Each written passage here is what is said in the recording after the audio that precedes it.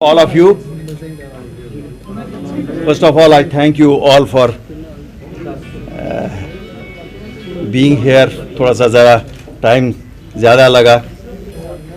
आज जो यहाँ फंक्शन थी, इट वाज अबाउट फैसिलिटेशन. जो अभी हमारे कैंडिडेट्स इस डीडीसी इलेक्शन में उठे थे, जम्मू खिते में 91 कैंडिडेट्स उठे थे.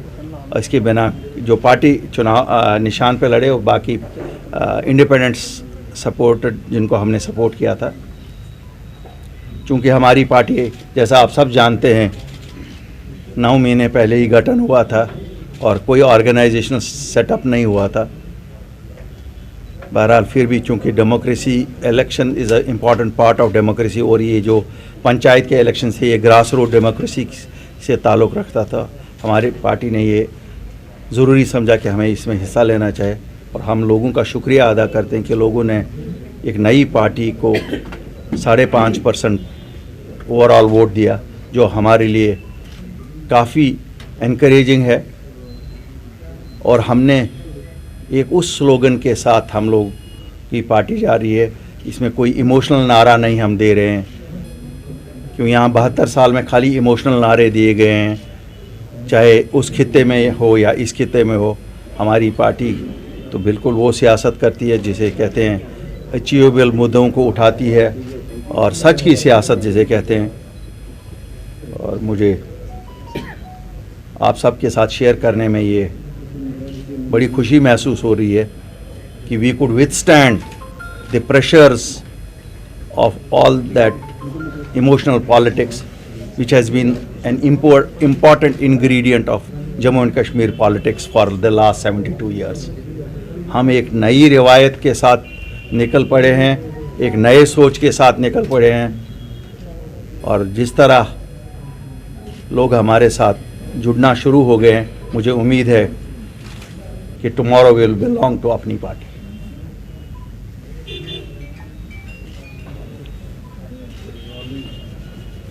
जो लोग आज आपने हमारे साथ देखे, ये कल के नए लीडर हैं, क्योंकि इनमें से कोई ट्रेडिशनल सियासतदान नहीं था. 90% of them were new commerce, जिसे कहते हैं ना नई सियासत. और वो नई सियासत क्या है? वो ये है कि आप वो मुद्दे उठाओ जो डेवलपमेंट के हैं, जो लोगों के भलाई के हैं, जिसमें कोई डिवीजन ऑफ सोसाइटी नहीं है, जिसमें डिवीजन ऑफ कम्युनिटीज़ नहीं है, जिसमें डिवीजन ऑफ रीजन्स नहीं है. क्यों आज जम्मू और कश्मीर के मुद्दे साझे हैं. अगर हम स्टेटहुड की बात करते हैं तो दोनों रीजन्स के लोग चाहते हैं. अगर हम प्रोटेक्शन ऑफ जॉब्स और लैंड की बात करते हैं तो वो दोनों रीजन्स की मुतालबात हैं. अगर हम डेवलपमेंट इंफ्रास्ट्रक्चर की बात करते हैं तो दोनों रीजन्स की है. दोनों रीजन्स में फुकदान है इन चीज़ों का. अगर हम एडमिनिस्ट्रेटिव इनर्शिया की बात करते हैं तो दोनों रीजन्स की बात करते हैं. ये नहीं है कि साहब कुछ जम्मू में बहुत कुछ हुआ है कि यहाँ दूध की नहरें बह रही है और शायद कश्मीर में बिल्कुल कुछ नहीं. तो दोनों जगह अगर डेवलपमेंट नहीं है तो दोनों जगह नहीं हो रही है. तो इन्हीं सब बातों पे हम आज यहाँ जो आपस में विचार कर रहे थे, हम आपके साथ भी और आपके माध्यम से भी हिंदुस्तान के वज़ीर आज़म तक ये बात पहुंचाना चाहते हैं कि हम इंतज़ार कर रहे हैं उस वादे का जो उन्होंने फ्लोर ऑफ द हाउस से हमारे साथ किया हुआ है. इस रियासत की पहचान वापस देने को, हमारी स्टेटहुड, जो वादा उन्होंने हमारे साथ किया है जब हम लोग अपनी पार्टी के गठन के बाद गए, which is an unprecedented thing. A party formed in Jammu and Kashmir goes and calls on the leadership of this country, which is otherwise an anathema in Jammu and Kashmir. This used to be an anathema. हमने रिवायत को तोड़ दिया. हमने कहा नहीं, हमारा मसला है, हमें खो गया है, जिसका खो गया है वो ढूंढता है. हमारी पहचान खो गई है, हम इसलिए दिल्ली गए. हमारे डिट्रैक्टर्स ने हमें मुख्तलिफ नामों से इस वजह से बुलाया, लेकिन हम गए क्यों? हमारा खो गया. आप में से किसी की चीज़ को तो आप ढूंढेंगे ना कि किसी और को कहेंगे कि ढूंढने जाओ, और उसके पास ही जाएंगे ना जो दे सकता है उस चीज़ को। इसलिए हम हिंदुस्तान के वज़ीर आज़म के पास गए, हिंदुस्तान के होम मिनिस्टर के पास गए कि साहब हमारी पहचान वापस दीजिए, हमारी रियासत को वापस करिए, हमारे बच्चों की जॉब्स का प्रोटेक्शन करिए, हमारे लैंड का प्रोटेक्शन करिए, हमारे कल्चर का प्रोटेक्शन करिए। हमने बात उठाई डेमोग्राफी की, हमारी डेमोग्राफी के लोगों के दिलों में शुबहात थे, वज़ीर आज़म ने हमें एश्योरेंस दे दी। हमने बात 17 पॉइंट्स पे की, तो लेकिन जो कोर एजेंडा तो स्टेटहुड की है। अब जब वापस वी टेक द क्रेडिट, अपनी party takes the credit for this that हमने सियासत वापस शुरू की। यहाँ डेमोक्रेसी की रूह होती है पॉलिटिक्स, जिस पॉलिटिक्स को 5 अगस्त 2019 को खैराबाद किया गया था, जिसने भी किया था, हम नहीं कहते हैं क्या हुआ था, लेकिन हम लोग सामने आए, हमने कहा नहीं, वापस we have to go ahead. वो कोई फैसला हमारे लिए कोई खुशी का फैसला नहीं था 5 अगस्त 2019 वाला। हम एक्सपेक्ट करते हैं कि सुप्रीम कोर्ट में वो फैसला आएगा जो दिलों की धड़कन यहाँ चाहती है, लेकिन फिर भी हमने कहा आगे तो चलना है ना। हम इंतज़ार में हैं वज़ीर आज़म साहब कि वो दिन कब आएगा जब आप हमारी रियासत को अपनी दर्जा वापस दे देंगे।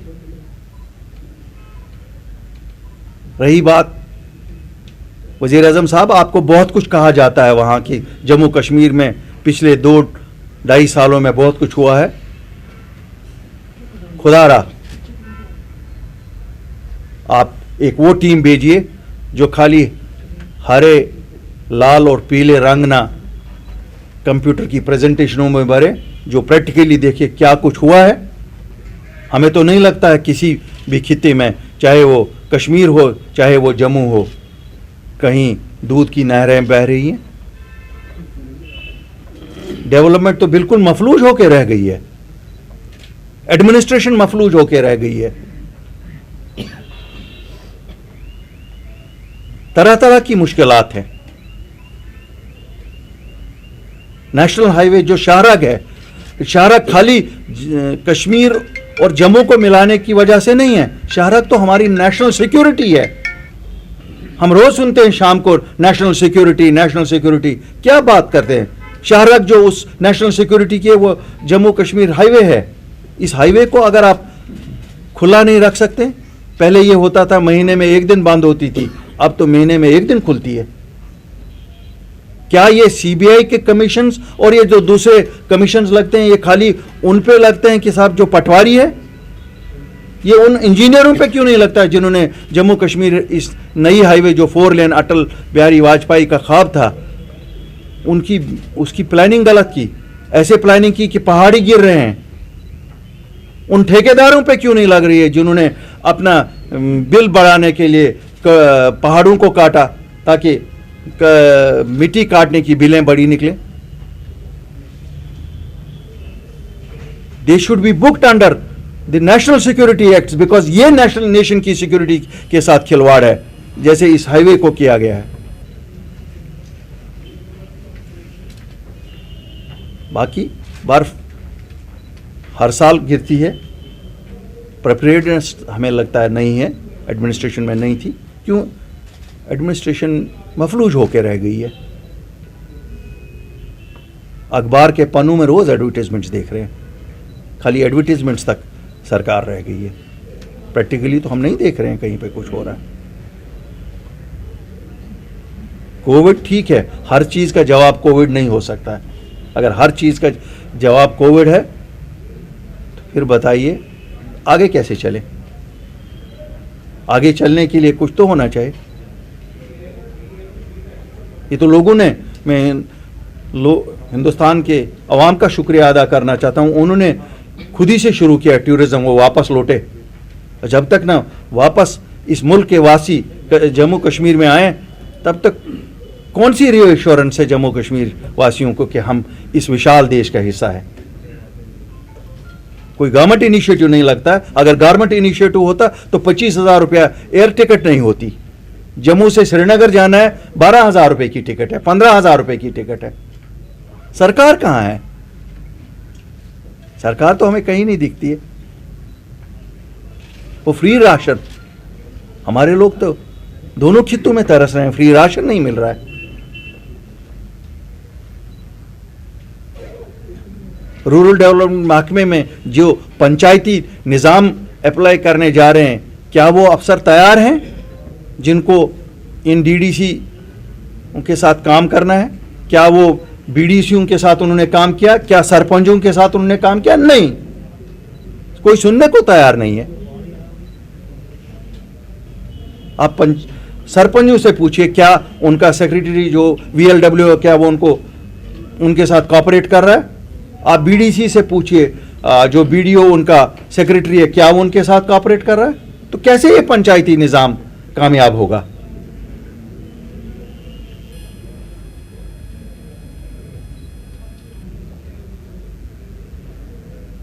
इसलिए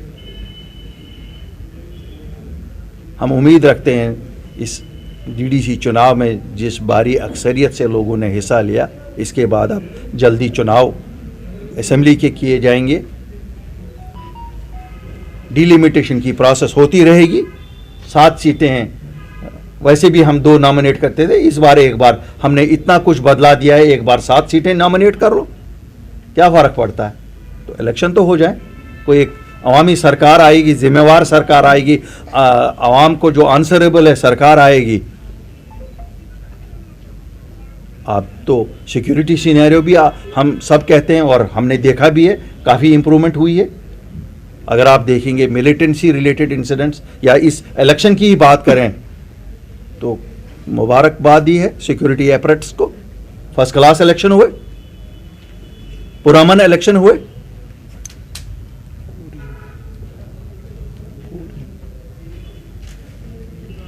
हमारे बच्चे इतना सफ़र कर रहे हैं, मुझे ऑनेस्टली बोलते बोलते शर्म आती है, लेकिन बात तो सच है। क्या डर रहे हो? इन बच्चों के 4G से डर रहे हो? इन बच्चों को पढ़ने से रोक रहे हो और कहते हो कि हम ऑनलाइन क्लासेस चला रहे हैं। वजीर आज़म साहब, खुदारा आप तो बहुत जुर्रत वाले हो, आप तो शेर की छाती रखने वाले हो। इन बच्चों को जरा एक बार 4G दे के देखिए, ये कल का मुस्तकबिल है, ये इस मुल्क का मुस्तकबिल है। अब तो हमें भी ऑनेस्टली आपके साथ ये शेयर करते हुए शर्म आती है। क्या कहें, कितनी बार कहें, ऐसे लगता है कि ये जैसे चांद से भी ऊपर कोई चीज आ गई है 4G। क्यों हमारे लोगों को तरसाया जा रहा है, हमारे बच्चों को क्यों तंग किया जा रहा है? हमें भी तरह तरह के सवाल किए जाते हैं। हम जब बात आपसे कभी करते हैं तो आप कहते हैं बुखारी साहब उसका क्या हुआ, वो वादा तो हो गया था। अब क्या बताएं, हम ये छोटी सी चीज़ के लिए तरसा रहे हैं। हमें इन हमारे बच्चों को क्या हम प्रिपेयर करेंगे? पहले तो मुझे समझ नहीं आ रही है कि एक सरकार ने जैसे फैसला लिया है कि हमारे नौजवानों को तंग करें। पहले IAS में हमें 5 साल जो सर्विसेज होती थी, सेंट्रल सर्विसेज जितनी थी, हमारे साल 5 साल का हमें मिलता था एक्सटेंशन के। अगर बाकी मुल्क में 35 साल है तो हमें 40 साल तक होता था। पहले तो जो हमारे और जम्मू कश्मीर के नुमाइंदे हैं वो वहाँ जो ये काट रहे हैं, पहले वो काटा गया, अब रियासत में भी कटवाया। यहाँ KS जो हमारे कॉम्पिटिटिव एग्जाम्स थे 37 साल की एज होती थी, अब आज नया हुक्मनामा 32 साल की। क्या ये क्यों फ्रस्ट्रेट कर रहे हैं यूथ को? यहाँ तो यूथ इन्वॉल्वमेंट की बात एक तरफ से होम मिनिस्टर साहब करते हैं, प्राइम मिनिस्टर साहब करते हैं, और दूसरी तरफ हमारी रियासत के लिए अलग ही चीज़। जो अच्छी बातें हुई है, इंडस्ट्रियल पैकेज आया, बहुत अच्छा आया, बिल्कुल फर्स्ट क्लास, ये नई इन्वेस्टमेंट के लिए बहुत अच्छा आया। लेकिन जो पुराने पहले आए हैं उनको क्यों सज़ा दे दो? उनको भी कवर करो, उनको भी तो चलना है ना। एक साइड से अगर कोई 2 साल पहले खुद ही आया है और इस पैकेज में कोई आएगा, so it should be covered, the old one should also be covered, they have also gone through a rough patch. दुनिया में तो कोविड अब आ गया है इस साल मार्च से, हमें तो कोविड 2016 से ही मुझे लगता है चल रहा है। काफी सारे नौजवान अभी बंद है, उनको रहा किया जाए। अब तो नॉर्मल सी का वक्त है, अब तो रिकंसिलेशन का वक्त है।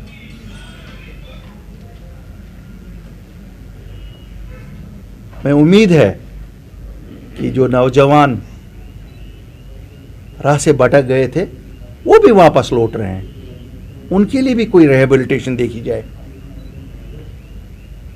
और जो हमारे ये नौजवान घरों में बड़ी बड़ी डिग्रियां लेके बैठे हुए, उनके लिए भी कुछ देखा जाए।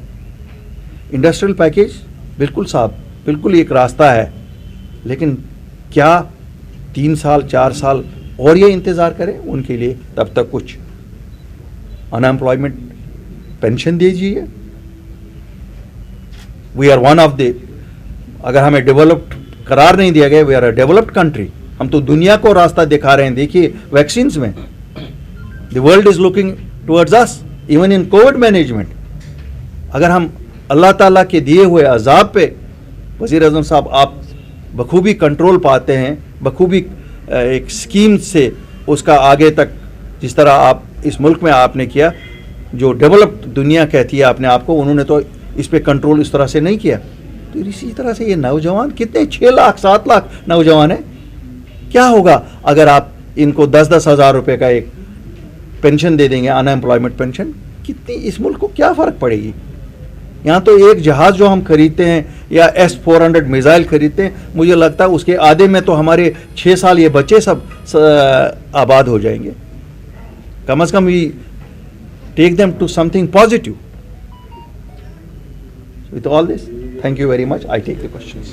So you think that Gupkar alliance seems to be crumbling because already there had been statement, one, the letter written by Imran Ansari, and the second is the Basharat Bukhari saying that they do not have the roadmap.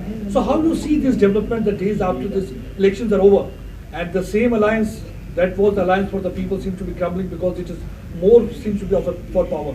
देखिए, ये हमने तो कभी नहीं इस alliance को people's alliance माना। It was an alliance of the parties for the parties. क्यों? इन्होंने लोगों को फेस करना था।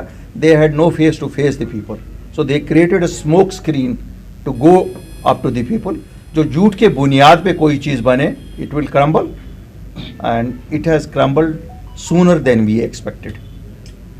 अल्ताफ साहब, जिस तरीके से आप जम्मू भी आए हैं, जम्मू और कश्मीर की इकट्ठे बात कर रहे हैं, लेकिन जो छोटे छोटे इश्यूज उठ जाते हैं जम्मू और कश्मीर के बीच में, जैसे IIT जम्मू में एक इशू आ गया है, वहाँ पे कन्वोकेशन था और फैरन पहनने पर वो लास्ट मोमेंट पे वो डिसीजन वापस ले लिया गया, और काफ़ी पूर्व मुख्यमंत्री उमर अब्दुल्ला ने भी उस पर कहा कि मतलब कश्मीरियों के बारे में सोचा नहीं जा रहा। आपको लगता है कि ये गैप जो क्रिएट किया जाता है, ये कहीं ना कहीं और डैमेजिंग है, जो हो सकता है ये गैप फिल होना चाहिए? आपको देखिए, मैं आपको बता दूं, कोई कुछ भी करे, जम्मू और कश्मीर दोनों रीजन के लोगों ने ये साबित किया है कि they are above all this politics. अगर सियासतदानों की चली होती तो फिर तो आप घमसान की जंग देखते, लेकिन लोगों की चलती है। लोगों ने तो प्यार मोहब्बत से रहे हैं, 72 साल में भी रहे हैं, आज भी रहते हैं, आगे भी रहेंगे। ऐसा कुछ नहीं, ऐसी छोटी छोटी चीज़ें। अब क्या करोगे? उन सियासतदानों को भी खेलने के लिए कुछ तो दे दो ना। आप तो कहते हो कि कुछ ना दे दें उनको खेलने के लिए, खेलते रहेंगे वो भी। लोगों को मालूम है सियासतदान क्या करते हैं। बुखारी साहब, 2-3 बातों की जानकारी चाहिए। एक तो ये, जब आपने पार्टी बनाई और बहुत अच्छे जम्मू के साथी बैठे वहाँ के लिए, बहुत उम्मीद जग गई थी कि इतनी जल्दी जगी कि रियासत में जो पीछे गलतियाँ केंद्र सरकार कर गई है, आपके माध्यम से वो ठीक हो जाएंगी। ना खुदा मिला ना विसाने सना। क्या वजह हुई? आपने एक अच्छा प्लेटफॉर्म इनको दिया, जो गलतियाँ की गई थी, और होम मिनिस्टर ने पार्लियामेंट में कहा था कि वक्त आने पर हम वापस इसको, कुछ नहीं हुआ। आपने इसको कैसे देखा, और ये शुरू में आपका हालत है तो बाद में क्या होगा, ये जानना चाहूँगा। आपने बहुत अच्छा सवाल उठाया। शायद जिस तरह आपके दिल में ये सवाल उठा, ये सब जम्मू कश्मीर वासियों के दिल में है। मैं आज एक बात क्लियर करना चाहता हूँ, जिसे सब सियासतदान ये समझते थे तो ये चुटकी का खेल है। मुझे नहीं लगता अपनी पार्टी ने कभी ऐसा सोचा ये चुटकी का खेल है। जिस सफ़र पे हम निकले, ये मुश्किल ही नहीं, कठिन भी है।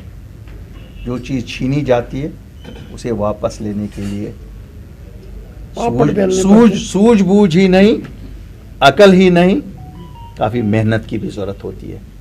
मेरे साथी सियासतदान जो मुझसे सीनियर बहुत हैं बाकी जमातों में, उन सब का शायद यही मानना था ये तो खुद ही आएगा। अल्ताफ बुखारी और इसकी जमात बेगाने दीवाने क्यों हो रहे हैं? उनको शायद ये नहीं मालूम कि इसके लिए मेहनत करनी है, और हम मेहनत करते रहेंगे। जहाँ तक आपने कहा न खुदा ही मिला न विसाले सनम, बिल्कुल ऐसी बात नहीं है। शायद आप भी उन्हीं लोगों में से हैं जिन्हें ये लगता था कि शायद खुद ही मिल जाएगा। खुद ही कोई चीज़ नहीं मिलती। माँ तो दूध भी नहीं देती बच्चे को, उसके लिए भी रोना पड़ता है। इस रोने में शरीक हो जाइए, अपनी पार्टी के साथ शरीक हो जाइए। हम मिल हाँ नहीं हम मिलजुल के सब लाएंगे वापस, और ये हमारा हक है, ये कॉन्स्टिट्यूशनल राइट है हमारा, लेकिन यहाँ मांगना पड़ता है, मांगे बिना नहीं देंगे। एक बड़ा इंपॉर्टेंट सवाल, आपको याद होगा, बहुत अच्छे सियासतदान हैं और दाने भी बहुत हैं। नरसिम्हा राव जब देश के प्रधानमंत्री थे तब पार्लियामेंट में रेजोल्यूशन पास हुआ था, जिसे हम कहते हैं हिंदी में सर्वसम्मति से, कि पाकिस्तान के कब्जे वाले कश्मीर को छुड़ाना। वो तो इनसे छूटा नहीं, बड़े प्राइम मिनिस्टर गए। फारूक अब्दुल्ला के बाद जब उमर अब्दुल्ला चीफ मिनिस्टर आए सर, तो जो पीओके में कश्मीर के, पर्टिकुलर नॉर्थ कश्मीर के बहुत से लोग चले गए थे बहकावे में जैसे मर्जी, वो वापस आए कानूनी तौर पर, वाया नेपाल वापस आए। 150 के करीब लेडीज थी, उन्हीं में से उनको रिहेबिलिटेशन का प्लान दिया गया, यानी कि हमने कबूल कर दिया, हिस्सा हमारा है। मगर अभी जो चुनाव हुए तो 2 सीटों पर चुनाव नहीं हुए, ये इल्ज़ाम आयद कर दिया गया कि दोनों पीओके से हैं। तो क्या मान लें कि जो पार्लियामेंट में रेजोल्यूशन पास हुआ था, सेंट्रल गवर्नमेंट उसे कर ही नहीं पाई, और आज भी पीओके ये पाकिस्तान का हिस्सा मानते हैं।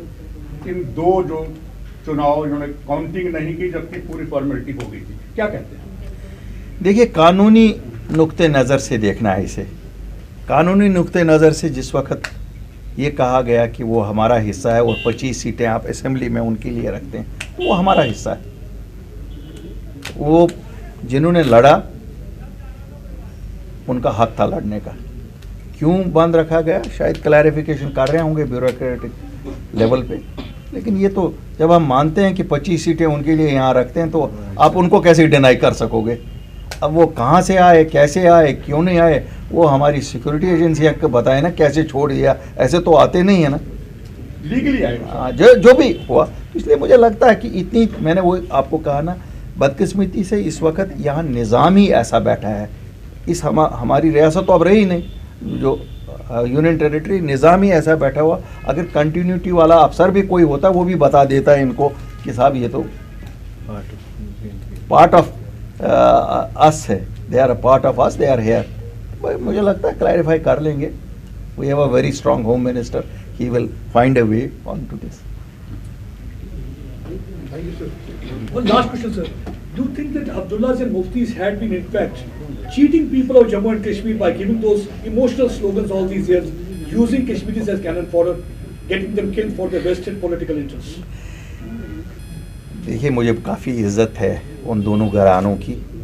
उनकी एक कंट्रीब्यूशन है इस रियासत के लिए ही नहीं, इस मुल्क के लिए भी। जब आप मुझे ये सवाल पूछते हैं तो मुझे एक मिनट के लिए ये लगता है, क्या उनकी कुर्बानियाँ कम हैं? Is it not a fact कि they were the torch bearers of Indian flag in this state? If we are with India, it is because of these families, at least one of the families openly, another covertly.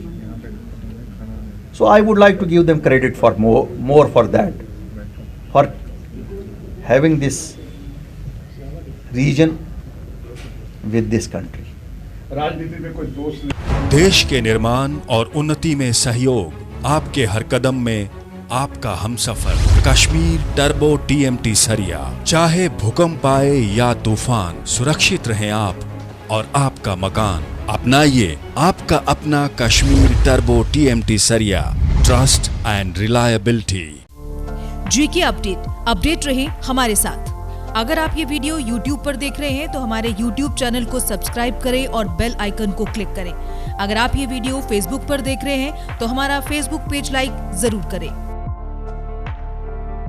For advertisement, please contact 705-109-1811.